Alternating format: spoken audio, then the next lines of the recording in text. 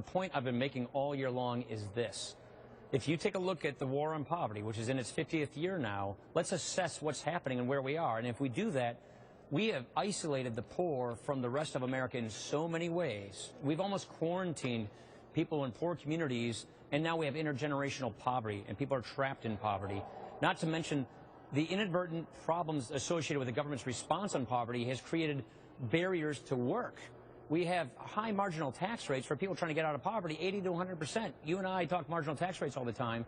So we've created these barriers to work.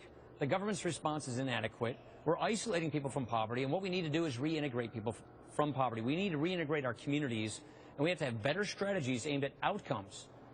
Do these ideas and policies get people out of poverty, or are we just measuring success by inputs, how much money we throw at programs? Right, that's the point I'm trying to make, which is we need to rethink this approach.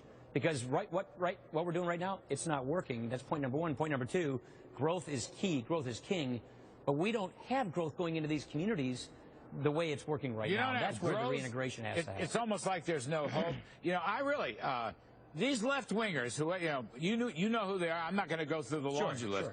These guys call any of us, pointing out the perverse incentives and offering to change the incentives and to change the whole culture, calling us racist is insane. That doesn't help the poor people out there who need a cultural change. It's time somebody put some fresh eyes on this. I've been talking to our friend, yours and mine, Robert Woodson, about this very same project. Anyway, I don't want to spend too much time on it. But let me just tell you, Bob Woodson can show you there are some phenomenal, great stories going on in our poor communities of people fighting poverty successfully.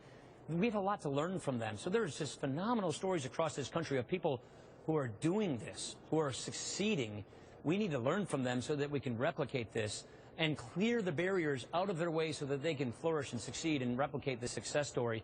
That's what we're learning, and that's the message we're trying to get. Sometimes we're clumsy in talking about our beliefs and what we're trying to communicate. But look, the status quo is indefensible. We need new ideas, and we need to have a debate about how to improve this thing. All right. Next question. Big win for the Republicans on